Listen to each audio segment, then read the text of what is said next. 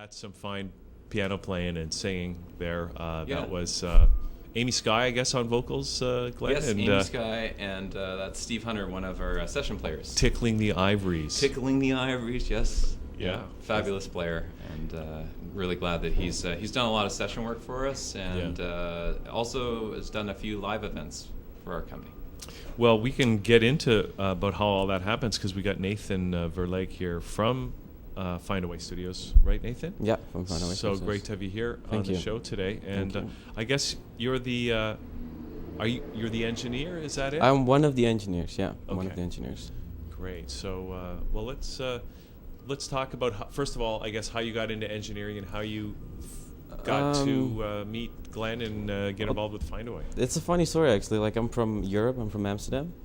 I came to Toronto like a year ago. I decided to come here because my girlfriend is from here, so it's like it's all about love. I decided to come here, and I studied audio engineering in Amsterdam. I was looking for a studio to work in here in Toronto. It's kind of hard coming from a different country. Yeah. I've been to a couple of big studios in Toronto.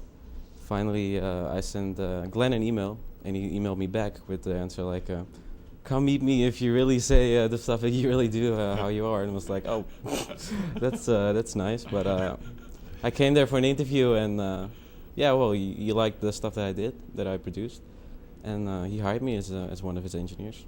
Wow, that's great. Now I have a question. I don't know if it's on the sheet here, but I'm just like, what are your unique areas of expertise, or what are the things that you work with that Glenn found so appealing and that help you do such a great job at what you do? I think because like I'm a composer and songwriter with Born in Chapel Music in Holland, and the reason I think he hired me is because I do a lot of modern music.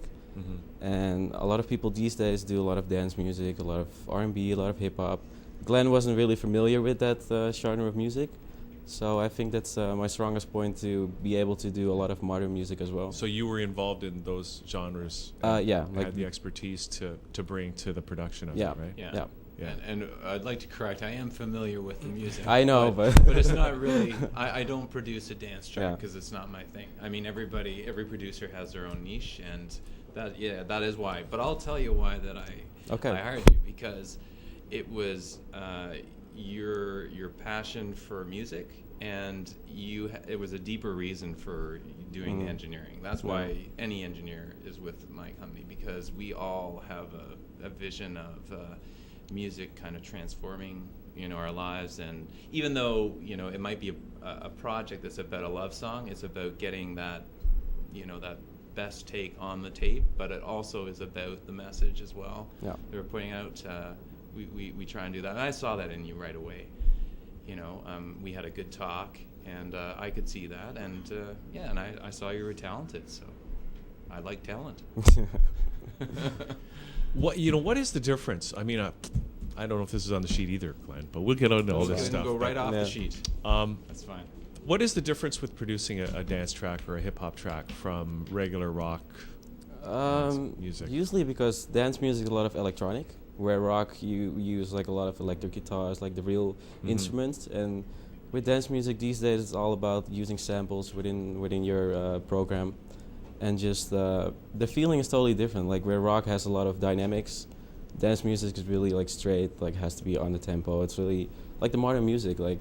Yeah, that's like really the big difference. But it's interesting what works as a sample. How you take a sample and integrate it with the music, and so that it works as whatever you want to call that. I think it's like if you make dance music, you think about the kicks that they use in dance music. It's not like a regular kick like from a real drum set. Mm-hmm. It like has more bass to it.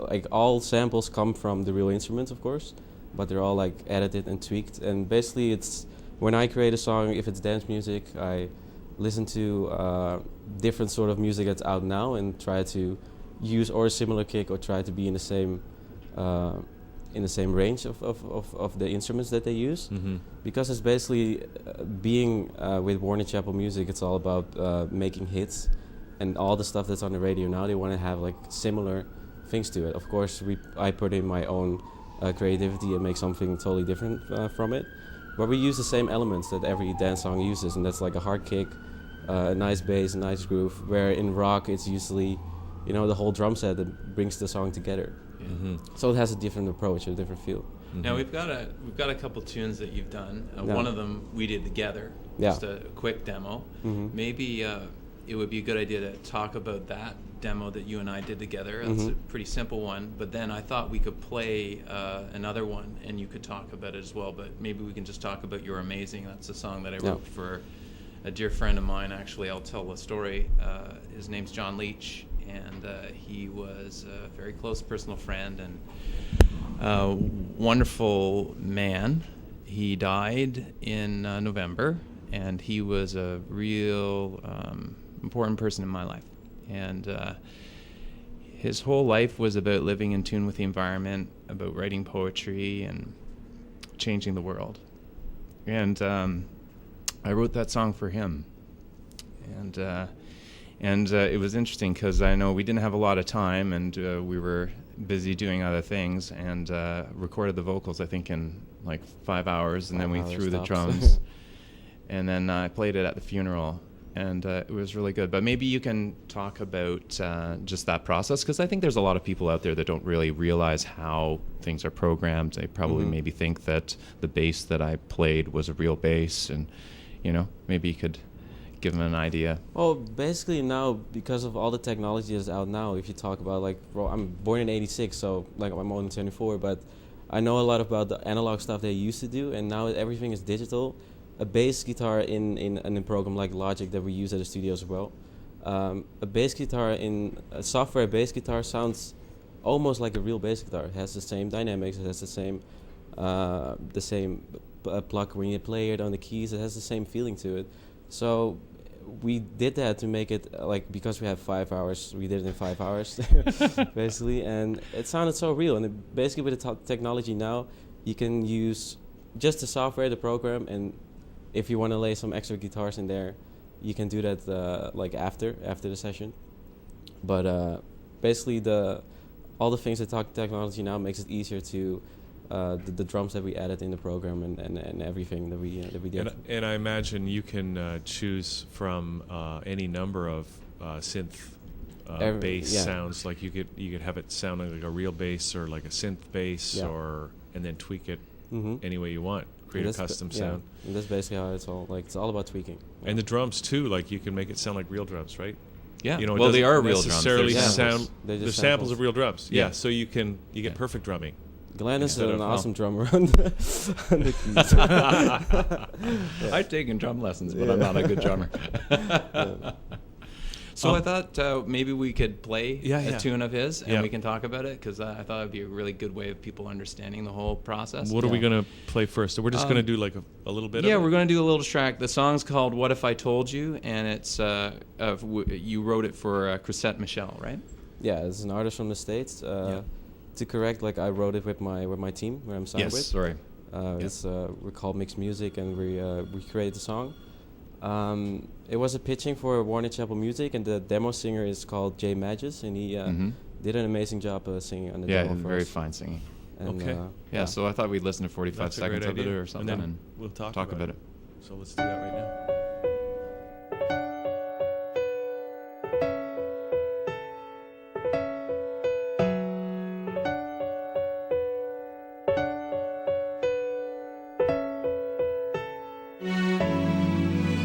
Sometimes I forget, sometimes it hurts, sometimes it's even better not to know the truth.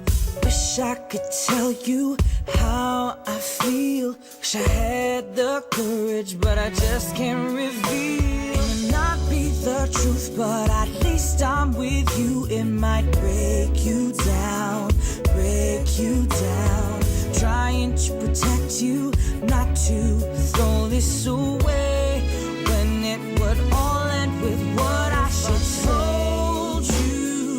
Now I'm not the one that you were looking for. What if I told you now that I can't be with you, don't know what I'm gonna do? What if I told you now, would you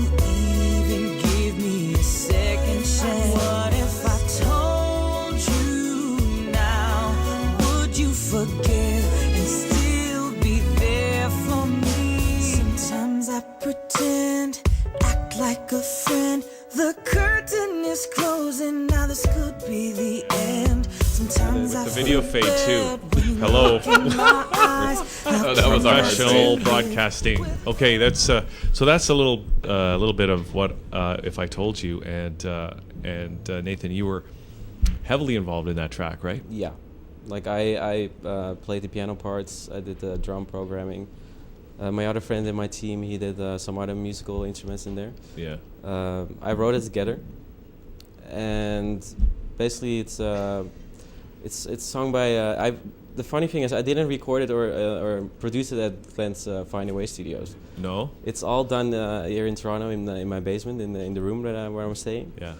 And it's basically with an easy microphone. I mixed it at Glenn's studio. But it's just all because like I work at home and I work at a studio, but I do a lot of work during the night.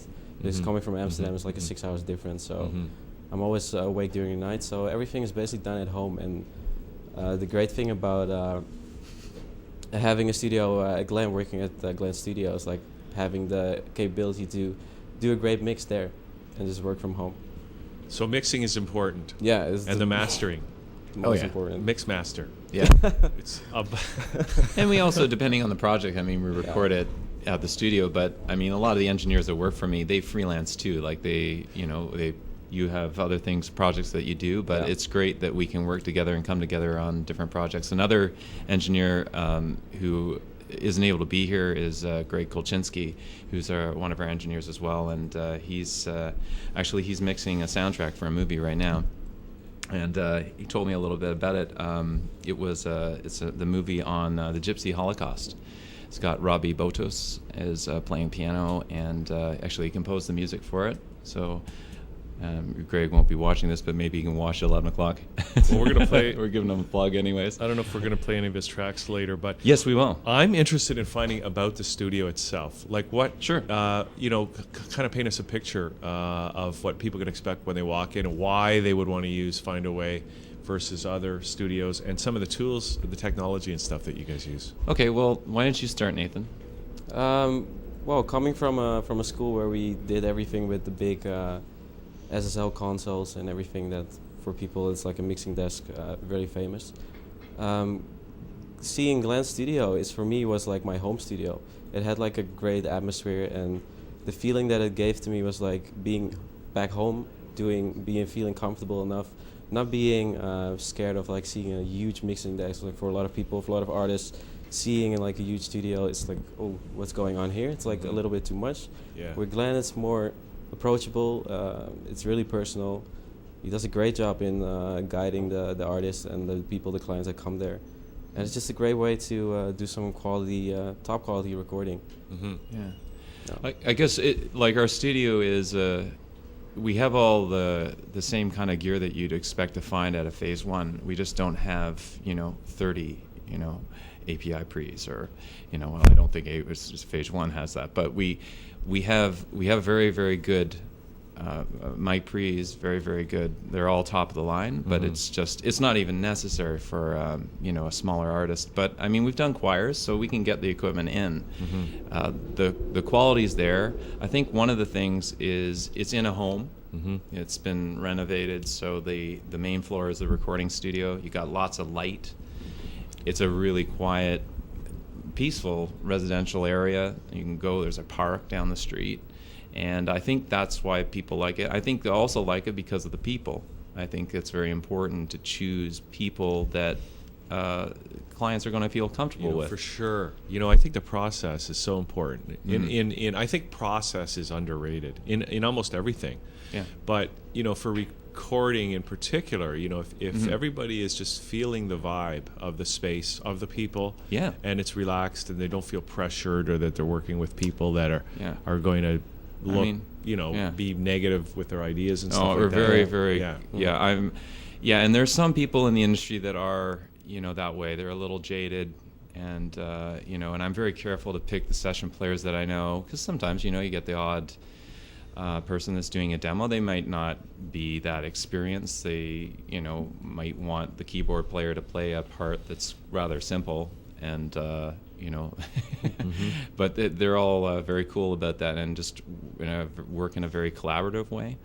And and I think we're there for them, in a way that I think a big studio, it would be harder. No, for sure. It's harder. Yeah. I mean, just a large organization, more bureaucracy, less personal.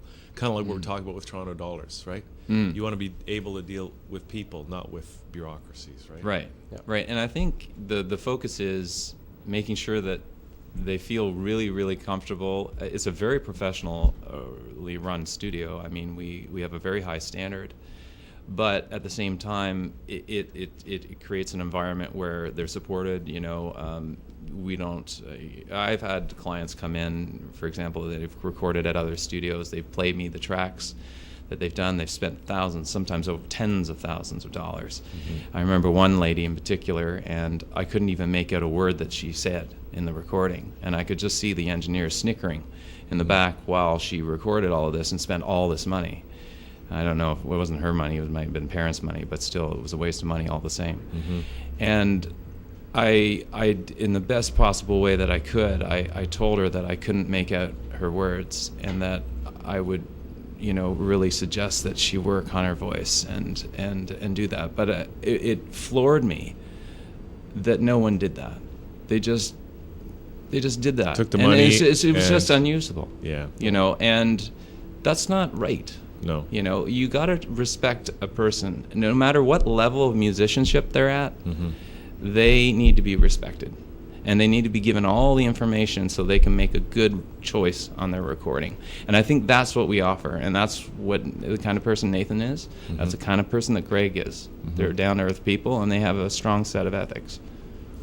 All right. So, I mean, okay, so we're just about out of time here, Glenn. Is there any final things, Nathan, that you want to mention? And, of course, we got to give all the contact information and stuff for the studio. But we do lessons. We didn't even talk about the lessons. Yeah, we do lessons too. I give lessons. Recording lessons. At Find Away Studios, recording lessons. So if anyone's interested in following either in Pro Tools, Logic, Cubase, we have it all, Mac, PC. Come to Find Away and check us out. Okay. So. Yeah, and I think, we'll give the website, and then if we can close with a tune by Greg, because Greg would be here, but he's working, which is great. And I'd like to, there's a couple of tracks, but let's play the Jeff Madden track. He was the lead actor for Jersey Boys. He did a demo with Greg not too long ago, and that's a great tune, and it shows his mixing prowess. And we better give out the website. And the website is www.findaway.ca. Great. All right. Well, thanks, Nathan, for coming in today and for producing these tracks, and we'll find a way. Here's the song. You'd be like heaven to touch. I wanna hold you so much. At long last, love has arrived, and I thank God I'm alive. You're just too good to be true. Can't take my eyes off of you. Caught in the